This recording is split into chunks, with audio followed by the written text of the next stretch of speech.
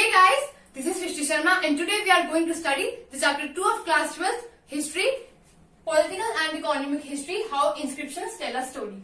यानी कि हम राजनीतिक और आर्थिक इतिहास के बारे में पढ़ने जा रहे हैं कि क्या क्या पॉलिटिकल डेवलपमेंट्स हुई थी हिस्ट्री में, कौन सा राजा कब आया, किसने सत्ता संभाली, और आर्थिक यानी कि कुछ व्यापार वगैरह, ट्रेड वगैरह जो भी हुआ था हिस्ट्री में, उन सब के बारे में। और है how inscriptions tell a story, यानी कि इंस्क्रिप्शंस जो होते हैं वो कहानियों के बारे में कैसे बताते हैं। इंस्क्रिप्शंस होते क्या है? इंस्क्रिप्शंस वो होते हैं जैसे कि कोई सॉलिड ऑब्जेक्ट है, पहले के जमाने में बात करें तो जैसे पत्थर हो गया, पिलर्स हो गई, इन सारी चीजों पर कुछ लिखना, इनग्रेव करना, यानी कि गुदा हुए अक्षरों में लिखा हुआ, इसको कहते थे इंस्क्रिप्शंस। इंस्क्रिप्शंस की हेल्प से हमें क्या क्या पता चलता है कि कौन सा राजा कब आया, किसने क्या क्या अचीव करा, किस पर विजय हुई, या जिसने भी उन्हें लिखा है उसके बारे में बहुत कुछ लिखा रहता है। जैसे आप टेम्पल्स वगैरह में जाते हैं या फिर देखते हैं कई जगहों पर कि दीवार वगैरह पर लिखा रहता है ना कि किस किसने दान दिया, कॉन्ट्रीब्यूशन दिया इस जगह को बनवाने में, उनको कहते हैं इंस्क्रिप्शंस। उसकी हेल्प से हमें पता चलता है। सो वैसे ही इंस्क्रिप्शंस की हेल्प से हमें इतिहास के बारे में बहुत कुछ पता चलता है।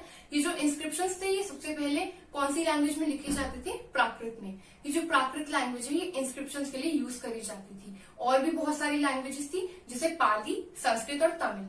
ये चार बहुत पुरानी लैंग्वेजेस हैं जिन्हें इंस्क्रिप्शंस के लिए यूज करा जाता था। अब आगे बढ़ते हैं। इंट्रोडक्शन, इस चैप्टर का इंट्रोडक्शन देती हूँ कि हड़प्पन सिविलाइजेशन के खत्म होने के 1500 साल बाद तक क्या क्या डेवलपमेंट्स हुई, क्या क्या तरक्की हुई हमारे हिस्ट्री में, उसके बारे में। सबसे पहली चीज तो ऋग्वेद, जिसके बारे में हमने उस चैप्टर में भी पढ़ा था। ऋग्वेद को कंपोज करा गया किसके द्वारा? जो इंडस के पास लोग रहते थे उन्होंने ऋग्वेद को लिखा, जो सबसे पुराना धार्मिक ग्रंथ है। और साथ साथ कुछ एग्रीकल्चरल सेटलमेंट्स, यानी कि कुछ किसानों की बस्तियां बसनी शुरू हुई। कहाँ पर? नॉर्थ इंडिया में और वेस्टर्न इंडिया की साइड और कर्नाटक में, इन सारी जगहों पर। और साथ में कुछ नए तरीके अपनाए गए डेड बॉडीज को दफनाने के लिए यानी कि उन्हें बरी करने के लिए। जैसे कि था एक मेगालिथ, इमेज में दिख रहा होगा, एक इलेबोरेट स्टोन स्ट्रक्चर जिसको यूज करा जाता है डेड बॉडीज को दफनाने के लिए। और साथ ही साथ बहुत सारे नए नए एम्पायर्स खड़े हुए, बहुत सारे किंगडम्स यानी कि राज्य आए, नए नए राजाओं ने राज्य संभाला, नए नए शहर आए, और भी बहुत सारी डेवलपमेंट्स हुई। इन सब चीजों के बारे में हमें किससे पता चलता है? इंस्क्रिप्शन से। इंस्क्रिप्शंस एक सोर्स होते हैं जिसके थ्रू हमें पता चलता है, जैसे कि कॉइन्स हो गए, टेक्स्ट हो गए, और भी बहुत सारी चीजें जिसकी वजह से हमें पता चला है कि इतिहास में क्या क्या डेवलपमेंट्स हुई हैं। तो हमारा फर्स्ट टॉपिक है प्रिंसेप एंड पियादसी। सो सबसे पहली बात तो इंडियन हिस्ट्री ने एपिग्राफी की फील्ड में, एपिग्राफी यानी कि इंस्क्रिप्शंस को स्टडी करना और इंस्क्रिप्शंस को पढ़ना, इस फील्ड में हमारे भारतीय इतिहास ने क्या क्या तरक्कियां की। 1830s में सबसे ज्यादा मोमेंटस डेवलपमेंट हुई। किसकी वजह से? जेम्स प्रिंसेप की वजह से। वो कौन था? James Prinsep east India company के मिंट में एक ऑफिसर था। मिंट का मतलब क्या होता है? जो जिसे कहते हैं रुपयों का कारखाना। जैसे हम आज की डेट में बात करें तो इंडिया का मिंट हुआ RBI, reserve bank of India, जो इंडिया के लिए करेंसी इश्यू करता है।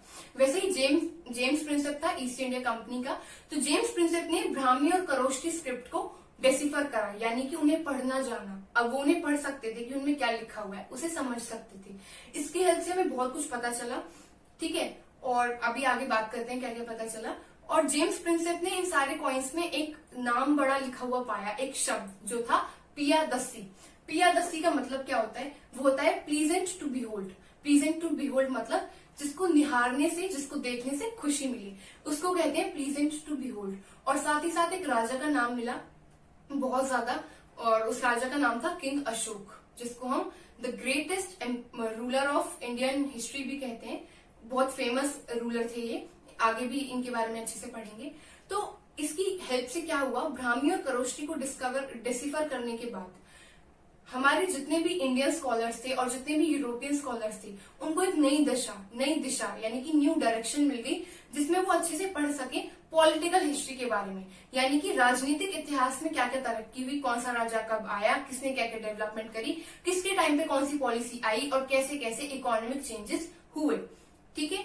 इन सबके साथ इन्होंने एक चीज पर और भी ध्यान दिया, वो क्या थी कि जैसे नए नए राजा आते चले गए, उनके साथ साथ इकोनॉमी में क्या क्या चेंजेस हुए। हो सकता है नए राजा अपने साथ नई पॉलिसीज लाए हों, फिर उससे क्या क्या डेवलपमेंट हुई सोशल लेवल पर और इकोनॉमिक डेवलपमेंट जो भी है, उन सबको रिलेट करने की कोशिश करी। इन सब के बारे में हम आगे डिटेल से पढ़ेंगे, तब अच्छे से क्लियर हो जाएगा। ठीक है, ये जो मैंने इंस्क्रिप्शंस के बारे में आपको बताया था, इंस्क्रिप्शंस के बारे में आपकी एनसीईआरटी में पूरा एक बॉक्स गिवन है, उसको अच्छे से स्टडी कर लेना।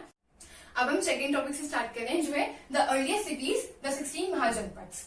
ठीक है, तो इंडियन हिस्ट्री में क्या हुआ था, भारतीय इतिहास में 6th सेंचुरी बीसीई से एक बहुत बड़ा मोड़ माना जाता है, यानी कि मेजर टर्निंग पॉइंट। क्यों, इस एरा में ऐसा क्या हुआ था, पहली बार तो बहुत सारी सिटीज इमर्ज हुई थी, बहुत सारे शहर नए नए इमर्ज हुए थे, और साथ ही साथ लोगों ने आयरन का यूज करना, यानी कि लोहे का यूज करना बहुत ज्यादा शुरू करा, और साथ ही इसे कॉइनेज भी कहा जाता है। कॉइनेज मतलब कॉइन्स, यानी कि सिक्के आने शुरू हुए थे अलग अलग किंगडम्स में, और साथ ही साथ अपने नए लोग आ रहे हैं, नए नए शहर इमर्ज हो रहे हैं, तो कुछ नई थॉट्स भी होंगी। वैसे ही थे बुद्धिज्म और जैनिज्म। ठीक है, ये दो धर्म है जिनके बारे में हम आगे डिटेल से पढ़ेंगे।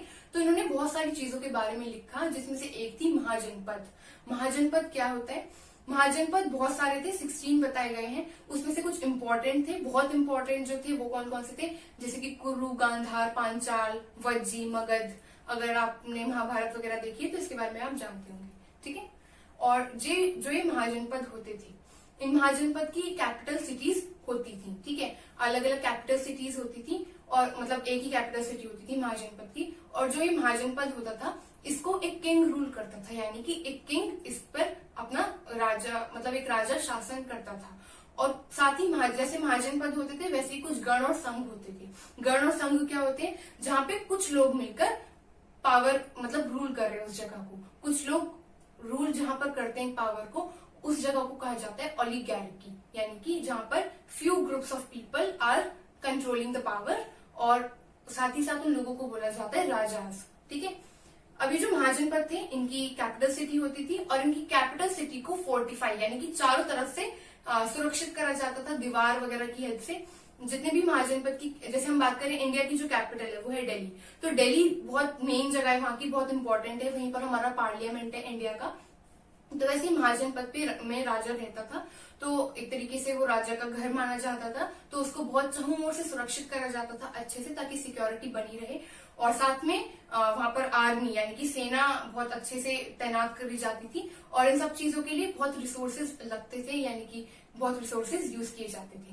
और साथ ही साथ क्या क्या डेवलपमेंट हुई थी, ब्राह्मण्स जो थे उन्होंने संस्कृत लैंग्वेज में धर्म सूत्रास को लिखना शुरू करा।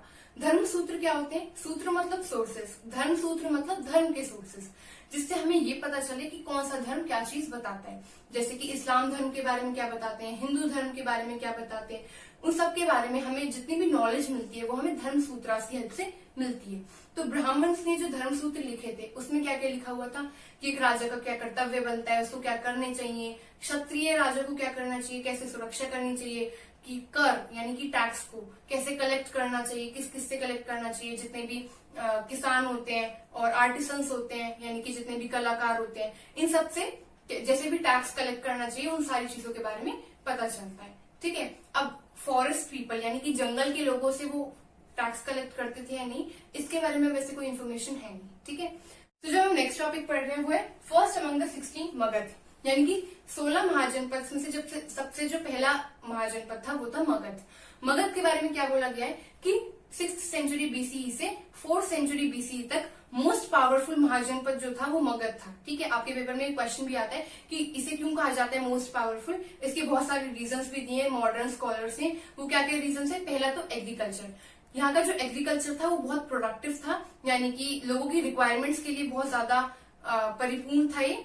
ठीक है, इसलिए पहला तो एग्रीकल्चर। दूसरा जो माना जाता है वो है आयरन माइंस, यानी कि मगध में आयरन की माइंस थी, लोहे की खान, जिसकी हेल्प से वेपन्स वगैरह यानी कि हथियार और अस्त्र शस्त्र बनाने में जो कि शत्रुओं के खिलाफ यूज करे जाए वो इजीली बनाए जा सकते थे।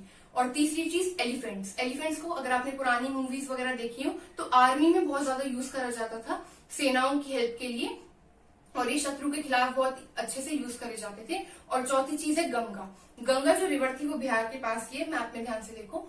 ठीक है, तो गंगा की हेल्प से कम्युनिकेट करने में बहुत इजी रहता था कि नाव वगैरह चलाकर जाओ और मतलब इजीली कम्युनिकेशन हो जाता था। तो एक तरीके से ये भी एक एडवांटेज मानी जाती है मगध की। और एक चीज है वो क्या है कि बुद्धिस्ट और जैनिज्म के टेक्स्ट जो है इनमें बताई गई है कि यहाँ के जो राजा थे, जैसे कि अजातशत्रु हो गया, बिंबिसार हो गया, महापद्मनंदा, ये अलग अलग राजा थे जिनकी कुछ कट्टर पॉलिसीज थी, यानी कि इतनी ज्यादा इनकी कुछ कठिन नियम थे जिनकी हेल्प से मगध बहुत ज्यादा फ्लरिश हुआ, यानी कि बहुत ज्यादा समृद्ध राज्य ये बन गया। कुछ ऐसे इनकी कट्टर नियम थे जिनकी हेल्प से लोगों ने बहुत ज्यादा पालन करा, या फिर इन्होंने बहुत ज्यादा लोगों पर विजय पाली, और कुल मिलाकर ये जो मगध था ये बहुत शक्तिशाली बन गया। ठीक है, अब मगध की कैपिटल जो थी सबसे पहले थी वो राजगृह। राजगृह प्राकृत नाम है जिसको राजगीर कहा जाता है, आज की डेट में ये बिहार में है। तो राजगीर को, वैसे राजगृह का जो मतलब होता है वो होता है राजा का घर एक तरीके से। ठीक है, तो पहले ये इसकी कैपिटल थी मगध की, और बाद में इसकी कैपिटल हो गई पाटलिपुत्र। पाटलिपुत्र जिसे आज की डेट में पटना कहा जाता है। ठीक है, तो यही हम अपने सेकंड टॉपिक खत्म करते हैं। आगे के टॉपिक्स हम अपने नेक्स्ट वीडियो में पढ़ेंगे। इस वीडियो का भी एक माइंड मैप है जिसका लिंक आपको डिस्क्रिप्शन बॉक्स में मिल जाएगा। एंड यस, अगर आपको कोई भी डाउट हो, कोई भी क्वेरी हो तो आप मुझसे कमेंट सेक्शन में पूछ सकते हैं। कुछ और भी अगर आपको पूछना हो तो वो भी पूछ सकते हैं। एंड साथ ही साथ आप मुझे इंस्टाग्राम, फेसबुक और ट्विटर पर भी फॉलो कर सकते हैं। एंड यस, अगर आपको ये वीडियो हेल्पफुल लगी हो तो please like this video, share this video, subscribe to my channel, and yes don't forget to hit the bell icon ताकि जब भी नेक्स्ट वीडियो आए तो आपको पता चल जाए। Thank you.